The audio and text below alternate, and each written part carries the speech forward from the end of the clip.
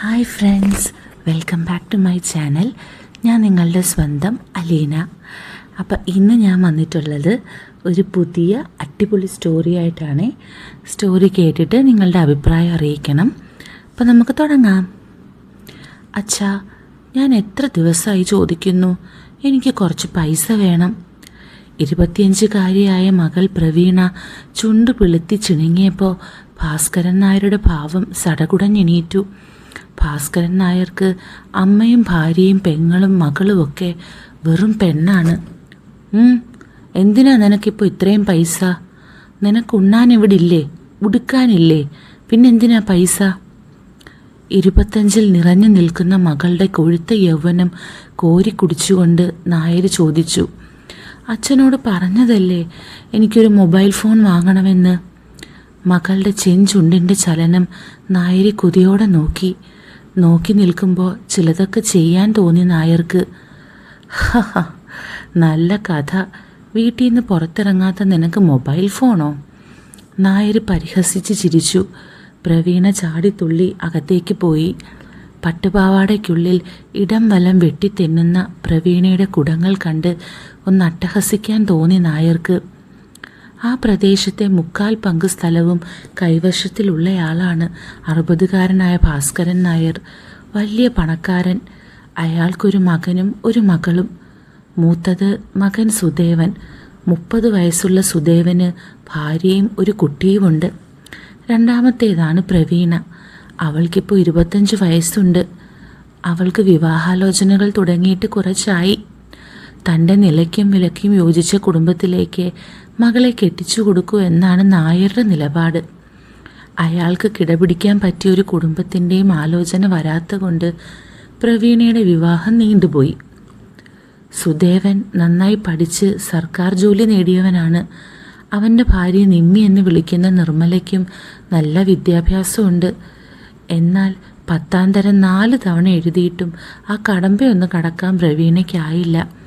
4ാം തവണയും പൊട്ടിയതോടെ പുസ്തകങ്ങളെല്ലാം ഒരു മൂലയ്ക്ക് വലിച്ചെറിഞ്ഞ് വീട്ടിൽ കയറി ഇരിപ്പായതാണ് പ്രവീണ. വീട്ടിൽ വെറുതെ ഇരിക്കുക എന്നതാണ് പ്രവീണയുടെ ഇപ്പോഴത്തെ പണി. യൗവനയുക്തയായൊരു പെണ്ണ് ഒന്നും ചെയ്യാനില്ലാതെ വീട്ടിലിരിക്കുന്നതിൽ അവളുടെ അമ്മയ്ക്ക് നല്ല പ്രയാസമുണ്ട്. ഒന്നുകിൽ പേരിനെങ്കിലും എന്തേലും പഠിക്കാൻ വിടുക, അല്ലെങ്കിൽ കിട്ടിയ ബന്ധം വെച്ച് അവളെ കെട്ടിച്ചയക്കുക എന്ന് പല തവണ അവളുടെ അമ്മ ഭാസ്കരൻ നായരോട് പറഞ്ഞതാണ്. നായർക്കെന്തോ മകളെ കെട്ടിച്ചയക്കുന്നതിൽ വലിയ താല്പര്യമില്ലാത്ത പോലെയാണ്. മകൻ്റെ ഭാര്യ നിമ്മിക്ക് ഒരു ജോലി നേടാനുള്ള വിദ്യാഭ്യാസമൊക്കെ ഉണ്ട്. ജോലിക്ക് പോകാൻ അവൾക്കും വിടാൻ സുദേവനും താല്പര്യമാണ്. എന്നാൽ ഭാസ്കരൻ നായർ അനുവദിച്ചില്ല. നെയ്യലുവ പോലുള്ള മരുമകളും പച്ചക്കരിമ്പ് പോലുള്ള മകളും എല്ലാം തുളുമ്പിച്ച് മുന്നിലൂടെ മതിച്ച് പൊളച്ച് നടക്കുന്നത് കാണുന്നത് നായർക്കൊരു ഹരാണ്. ഭൂലോക സ്വത്തിൻ്റെ ഉടമയാണെങ്കിലും പിശുക്കനാണ് നായർ.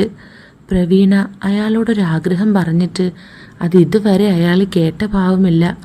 10 രൂപ വെറുതെ പോയാൽ ദേഹത്ത് നിന്ന് ഒരു കഷ്ണം പോയതുപോലെയാണ് നായർക്ക്.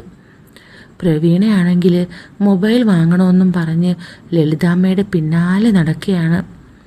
ഏട്ടത്തിയുടെ ഫോൺ കണ്ട് അതിൽ കൊതി പൂണ്ടാണ് പ്രവീണയ്ക്കിപ്പം ഫോണിനോട് കമ്പം തോന്നിയത്.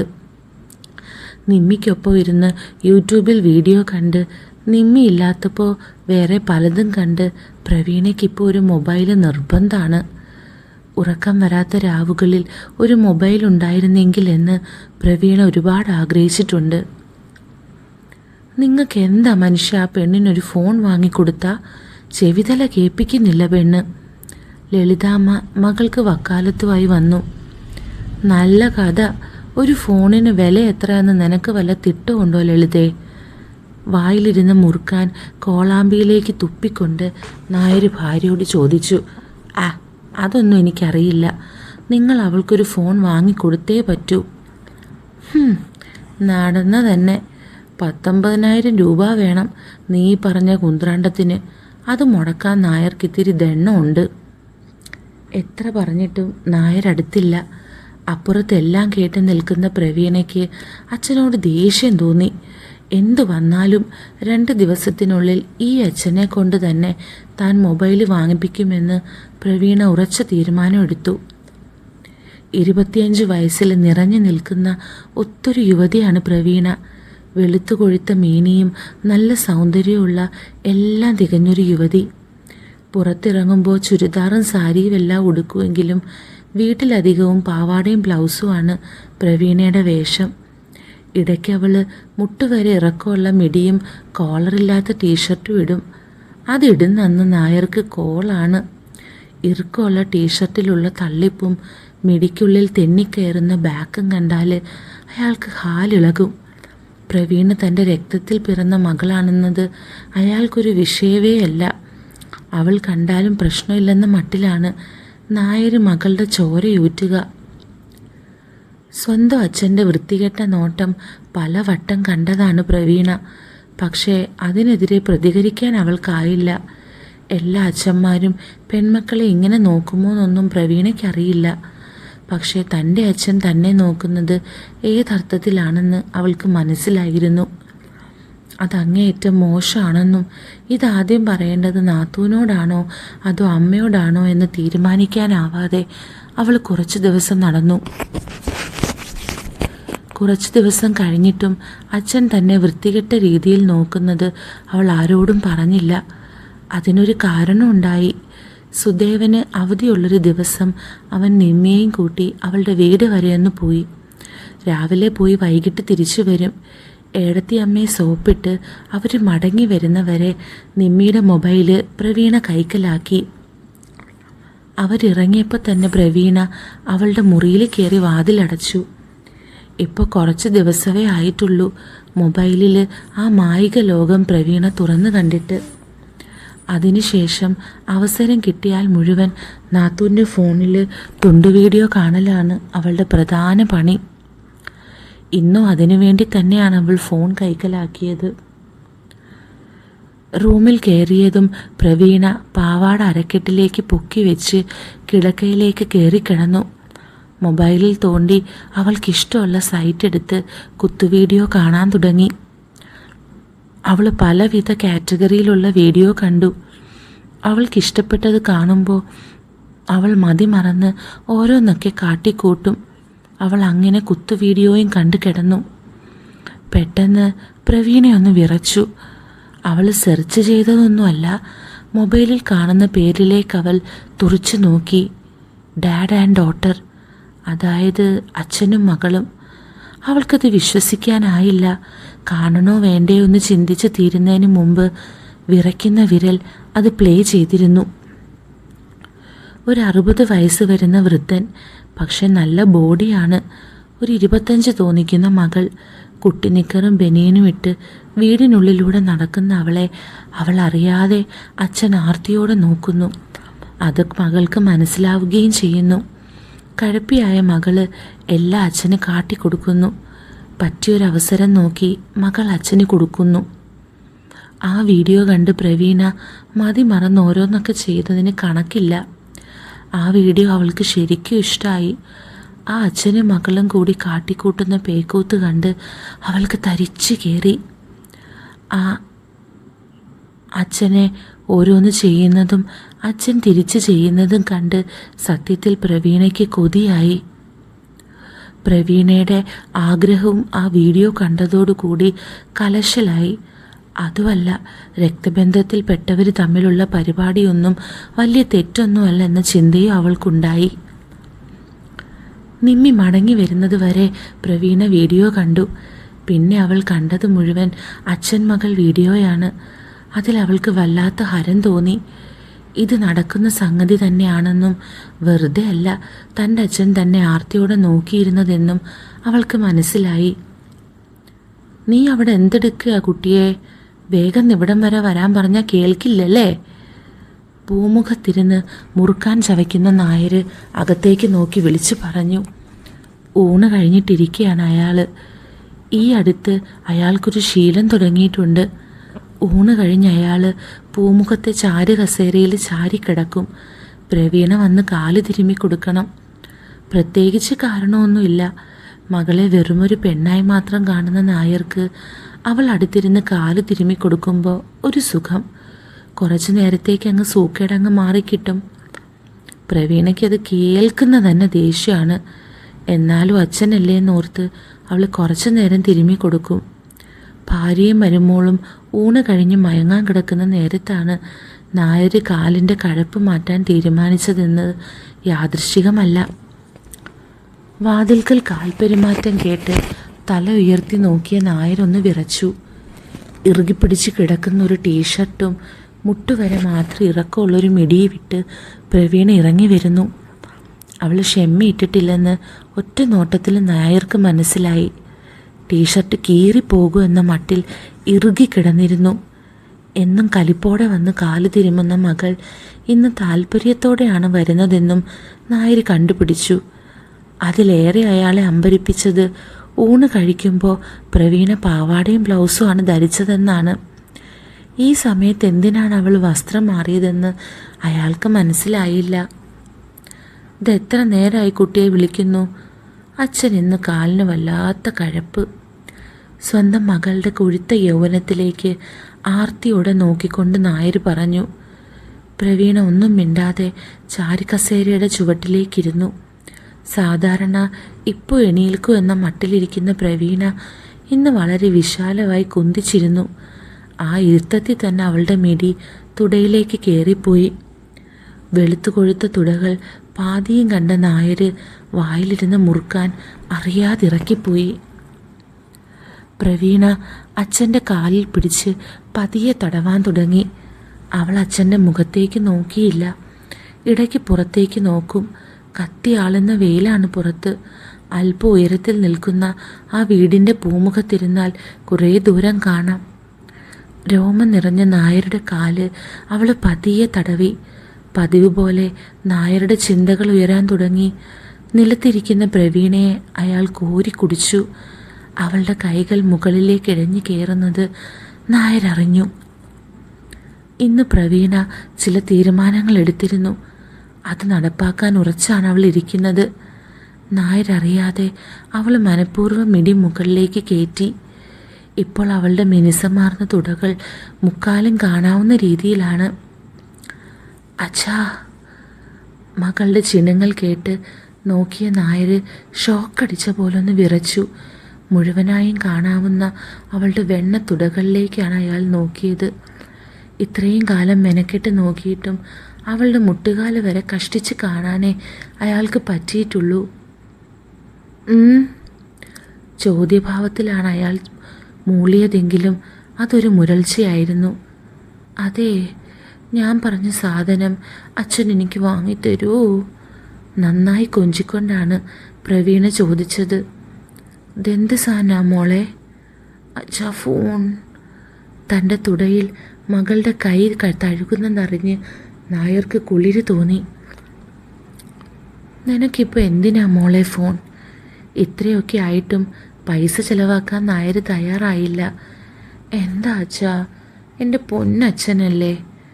പ്രവീണ മുകളിലേക്ക് നോക്കാതെയാണ് സംസാരിക്കുന്നത്. പക്ഷെ അവളുടെ കൈ പിന്നെയും മുകളിലേക്ക് ഇഴഞ്ഞു. ഇനി അവളുടെ കൈയൊന്നനങ്ങിയാൽ പ്രശ്നമാകുമെന്ന് നായർക്ക് തോന്നി. പ്രവീണ ഇരുന്ന് ചിണുങ്ങിയതല്ലാതെ പിന്നെ കൈ അനക്കിയില്ല. അത്രയ്ക്ക് പൈസയൊന്നും അച്ഛൻ്റെ കയ്യിലില്ല മോളെ. പൈസ പോകുന്നത് ചിന്തിക്കാൻ നായർക്കായില്ല. കുറേ പൈസയൊന്നും വേണ്ട അച്ഛാ, ഒരു 50,000 മതി. അത് കേട്ട് നായർ ഞെട്ടി. ഒരു 10 500 ഒക്കെ ആണെങ്കിൽ. ബാക്കി പറയാൻ നായർക്കായില്ല. പ്രവീണയുടെ ഉരുണ്ട് നീണ്ട വിരലുകൾ വഴിമാറി സഞ്ചരിച്ചിരുന്നു. അത് അയാളെ ശരിക്കും ഞെട്ടിച്ചു. 500 രൂപയ്ക്കൊക്കെ എന്ത് കിട്ടാനാച്ചാ? അത് കേട്ട് താഴേക്ക് നോക്കിയ നായർ തളർന്നു പോയി. മിടി അരക്കെട്ട് വരെ പൊക്കി വെച്ച് കുന്തിച്ചിരിക്കുകയാണ് പ്രവീണ. ഇങ്ങനെയൊക്കെ കണ്ട് നായർക്ക് ബോധക്ഷയം വരുമെന്ന് തോന്നി. നിനക്ക് പൈസ വേണോ ഇന്ന്? 25-കാരിയായ സ്വന്തം മകളുടെ ഇരുത്തം കണ്ട നായർക്ക് 50,000 ഇപ്പോൾ പുല്ല് വിലയായിരുന്നു. നമുക്കിന്ന് ടൗണിൽ പോയി വാങ്ങാം അച്ഛാ. അച്ഛനും വരണോ എൻ്റെ കൂടെ? മകളോടൊപ്പം ഏത് നരകത്തിലേക്ക് പോകാനും നായർ ഒരുക്കമായിരുന്നു. എന്നാ അമ്മയോട് പറ ആ ഡ്രൈവറോട് ഇത്രയിടം വരെ വരാൻ പറയാൻ. പ്രവീണയ്ക്ക് സന്തോഷമായി. അവൾ ഒന്നുകൂടി കവച്ചിരുന്നു. മകളുടെ മസാജിങ് പരകോടിയിലെത്തി നിൽക്കുന്നു. നമുക്കിപ്പം തന്നെ പോയാലോ അച്ഛാ? ഒരു മുരൾച്ചയായിരുന്നു നായരുടെ മറുപടി. പിന്നെ ചിരിയോടകത്തേക്ക് ഓടിപ്പോയി. പിന്നഴക് തുളുമ്പിച്ചുകൊണ്ടുള്ള ഓട്ടം നായരി കൊതിയോടെ നോക്കിയിരുന്നു. താൻ മകളെ ആർത്തിയോടെ നോക്കിയതിന് ഫലം കണ്ടെന്ന് നായർക്ക് മനസ്സിലായി. പക്ഷെ അതിന് 50,000 രൂപ അവൾ ഈടാക്കിയത് അയാൾക്ക് ലേശം ബുദ്ധിമുട്ടുള്ള സംഗതിയായി. കടയിലെത്തിയപ്പോൾ പ്രവീണ സെലക്ട് ചെയ്തത് 60,000 രൂപ വിലയുള്ള ഫോണായിരുന്നു. ബോധക്ഷയം വരുമെന്ന് തോന്നിയെങ്കിലും മകളുടെ വിരിഞ്ഞ സൗന്ദര്യം ഓർത്ത നായർ പുളിങ്കുരു പോലെ പണം എണ്ണിക്കൊടുത്തു. മടക്കയാത്രയിൽ രണ്ടാളും പിന്നിലാണിരുന്നത്. ഡ്രൈവർ നായരുടെ തന്നെ പ്രായമുള്ള ഒരാളാണ്. അയാൾ മുമ്പിലേക്ക് മാത്രം ശ്രദ്ധിച്ച് വണ്ടി ഓടിക്കുകയാണ്. നായർ പ്രവീണയുടെ കൈയെടുത്ത് തൻ്റെ മടിയിലേക്ക് വെച്ചു. അതെന്തിനാണെന്ന് അവൾക്കറിയാം. അതുമാത്രമല്ല, പലതും അവൾക്കറിയാം. അച്ഛൻ 60,000 രൂപ മുടക്കിയെങ്കിൽ അത് മുതലാക്കുമെന്നും അറിയാം. അതിനവൾക്ക് സമ്മതവുമായിരുന്നു. അച്ഛനും മകളും തമ്മിലുള്ള ആ വീഡിയോ കണ്ട പ്രവീണയ്ക്ക് അത് പരീക്ഷിച്ചു നോക്കാൻ വല്ലാത്ത കൊതിയായിരുന്നു. അവൾ ചില ചില്ലറ പ്രയോഗങ്ങളൊക്കെ നടത്തി നായരെ സന്തോഷിപ്പിച്ചിരുന്നു. മകളുടെ പ്രകടനത്തിൽ പുളകം കൊണ്ട് നായർക്ക് അടങ്ങിയിരിക്കാനായില്ല. അയാൾ നല്ല ഫോമിൽ പരിപാടി തുടങ്ങി. മകൾക്ക് എല്ലാത്തിനും പൂർണ്ണ സമ്മതമാണെന്ന് കണ്ട നായർക്ക് സന്തോഷമായി. പ്രായം ചെന്ന ഡ്രൈവർ വേറൊന്നും ശ്രദ്ധിക്കാതെ മുന്നോട്ട് മാത്രം നോക്കി വണ്ടി ഓടിക്കുകയാണ്. പിൻസീറ്റിൽ നായരും മകളും ഗംഭീരം ഫോമിലാണ്. പലതിനും നായർ കൊതിക്കുന്നുണ്ട്. പക്ഷെ സാഹചര്യം ശരിയല്ലെന്ന് കണ്ട് അയാളും അടങ്ങി. എന്തായാലും ഈ തളിരുടൽ ഇനി തനിക്ക് സ്വന്തമാണെന്ന് നായർക്ക് ഉറപ്പായി. അല്ലെങ്കിലും താൻ നട്ടുവളർത്തിയ ചെടിയിൽ നിന്നും ആദ്യം ഫലം കൊയ്യാനുള്ള അവകാശം തനിക്ക് തന്നെയാണെന്ന അഭിപ്രായക്കാരനാണ് നായർ. വണ്ടി വീട്ടുമുറ്റത്ത് കയറിയപ്പോഴാണ് ആ അച്ഛനും മകൾക്കും ബോധം വന്നത്. മതിമറന്നിരുന്ന് ഓരോന്ന് ചെയ്തു കൂട്ടുമ്പോൾ പിന്നിട്ട വഴികളൊന്നും അവർക്ക് ഓർമ്മയില്ലായിരുന്നു. പ്രവീണ വേഗം സാരി നേരെയാക്കിയിരുന്നു. പിന്നീട് നായരും ഗൗരവത്തിലിരുന്നു. കാറിൽ നിന്നിറങ്ങിയ പ്രവീണ പൂമുഖത്തിരിക്കുന്ന അമ്മയെയും നാത്തൂനെയും കണ്ട് ഓടി വന്നു. പുതിയ മൊബൈൽ കാണിച്ചു കൊടുത്തപ്പോൾ രണ്ടാൾക്കും വിശ്വാസം വന്നില്ല. 60,000 രൂപയാണെന്ന് കൂടി പ്രവീണ പറഞ്ഞപ്പോൾ ലളിതാമ്മ സംശയത്തോടെ ഭർത്താവിനെ നോക്കി. ഉറുപ്പി 60,000 പോയത്, അതുണ്ടാക്കാനുള്ള ദണ്ണമൊന്നും ഇങ്ങക്കറിയണ്ടല്ലോ. ഭാര്യയുടെ സംശയത്തോടുള്ള നോട്ടം കണ്ട് നായർ പറഞ്ഞു. പിന്നെ അകത്തേക്ക് നടന്നു. 1 മാസത്തേക്കിനി അച്ഛൻ ഉറക്കമുണ്ടാവില്ല. പാവം. നിമ്മി അമ്മായി അച്ഛനെ കളിയാക്കി. ഏതായാലും എനിക്കിനി കുറച്ച് സൗകര്യം കിട്ടുമല്ലോ. ചെവിതല കേൾപ്പിച്ചിട്ടില്ല പെണ്ണ്. എന്നാലും ഇങ്ങേർക്കിതെന്ത് പറ്റിയെന്നാ? ഉറുപ്പി 60,000 ചെലവാക്കിയത് എനിക്കങ്ങോട്ട് വിശ്വസിക്കാനാവുന്നില്ല. നീ എന്ത് കൂടാത്ര പെണ്ണെ ഒപ്പിച്ചത്? ഭർത്താവിനെ ശരിക്കറിയാവുന്ന ലളിതാമ്മയ്ക്ക് ഇതങ്ങോട്ട് വിശ്വാസം വരുന്നില്ല. അതൊക്കെയുണ്ട്. അച്ഛനെ സോപ്പിടാനുള്ള വിദ്യയൊക്കെ എനിക്കറിയാം എൻ്റെ അമ്മേ. അത് പറയുമ്പോൾ പ്രവീണ പൂത്തുലഞ്ഞ് നിൽക്കുമായിരുന്നു. പ്രവീണ വേഗം അവളുടെ മുറിയിലേക്ക് പോയി. പ്രവീണ ഇപ്പോൾ മുഴുവൻ സമയവും ഫോണിലാണ്. നിമ്മിയുടെ പഴയ ഫോൺ പോലെയല്ല, നല്ല ക്ലാരിറ്റിയോടെയാണ് അവൾ ഇപ്പോൾ കിടിലം വീഡിയോസ് കാണുന്നത്. നായരും മകളുടെ കിളിന്ത് ശരീരം മനസ്സിലോർത്താണ് നടപ്പ്. അയാൾ 60,000 മുതലാക്കാൻ തക്കം പാർത്ത് നടക്കുകയാണ്. പ്രവീണയുടെ എല്ലാം കണ്ടിട്ട് തന്നെയാണ് അയാൾ പണം മുടക്കിയത്. ഏത് പെണ്ണും അയാൾക്ക് ഒരുപോലെയാണ്. എന്നാലും ഒരു പെണ്ണിനു വേണ്ടി പണം മുടക്കുന്നത് ഇതാദ്യമാണ്. പ്രവീണ ഓരോന്നൊക്കെ കാണിച്ചു കൊടുത്തപ്പോൾ കാര്യം നടക്കാൻ എത്ര മുടക്കാനും അയാൾ തയ്യാറായി. അച്ഛൻ തന്നെ മുതലെടുക്കുമെന്ന് പ്രവീണയ്ക്കറിയാം. അതിലവൾക്ക് വിരോധമൊന്നുമില്ല. ഏതായാലും അവൾക്കൊരു ആൺചൂട് കിട്ടിയേ തീരൂ. അധികം പുറത്തിറങ്ങാത്ത കൊണ്ട് അവൾക്കാരെയും പരിചയവുമില്ല. ഒരാണിനെ വളച്ചെടുക്കാനൊന്നും കഴിയുകയുമില്ല. പിന്നെ നല്ലത് അച്ഛൻ തന്നെയാ. തന്നെ വെറുമൊരു പെണ്ണായി കാണുന്ന അച്ഛനെ താനും ഒരു ആണായി കണ്ടാൽ പോരെ? പിന്നെന്ത് പ്രശ്നം? നായരുടെ രക്തത്തിൽ പിറന്ന പ്രവീണയ്ക്കിപ്പോൾ അച്ഛനും ആങ്ങളെയുമൊക്കെ വെറും ആണുങ്ങളായിരുന്നു. രാവിലത്തെ കാപ്പി കുടിക്കുകയാണ് നായർ. നല്ല ആരോഗ്യവാനായ നായർ നന്നായിട്ട് ഭക്ഷണം കഴിക്കും. തീന്മേശയുടെ നേരെ എതിർഭാഗത്ത് പ്രവീണ ഇരിപ്പുണ്ട്. അവളുടെ അടുത്ത് സുദേവനും. അമ്മയും നിമ്മിയും ഇവർ കഴിച്ചിട്ടാണ് കഴിക്കുക. നായർ ഇടം കണ്ടിട്ട് പ്രവീണയെ കോരി കുടിക്കുകയാണ്. അവൾ ഭക്ഷണം ചവയ്ക്കുന്ന രീതി കണ്ടിട്ട് തന്നെ നായർക്ക് മൂടായി. അവളുടെ ചുവന്ന് തടിച്ച ചുണ്ടിൻ്റെ ചലനം അയാളുടെ മനസ്സിൽ ചലനമുണ്ടാക്കി. നായരുടെ ചേഷ്ടകളൊക്കെ പ്രവീണ കാണുന്നുണ്ട്. അയാളെ കൊതിപ്പിക്കാനായി അവളും പലത് കാണിക്കുന്നുണ്ട്. നാവ് നീട്ടിയും ചുണ്ട് കടിച്ചും അവൾ അയാളെ തരിപ്പിച്ചു. സുദേവൻ ഒന്നും അറിയാതെ കഴിക്കുകയാണ്. കളങ്കമില്ലാത്ത അവന് ഇതൊന്നും കണ്ടാൽ മനസ്സിലാവുകയുമില്ല. സുദേവൻ വേഗം കഴിച്ചെണീറ്റു. ഉടൻ പ്രവീണ കാല് നീട്ടി നായരുടെ തുടയിൽ ചവിട്ടി. ഒരു മരക്കുറ്റിയിൽ ചവിട്ടിയ പോലെ തോന്നിയ പ്രവീണയ്ക്ക് തരിച്ചു. നായർക്കിപ്പം തന്നെ പ്രവീണയെ വേണമെന്ന് തോന്നിപ്പോയി. പ്രവീണയ്ക്ക് തിരിച്ചു. പക്ഷേ അതിനുള്ള സാഹചര്യമൊന്ന് ആ വീട്ടിലില്ലെന്ന് നായർക്കറിയാം.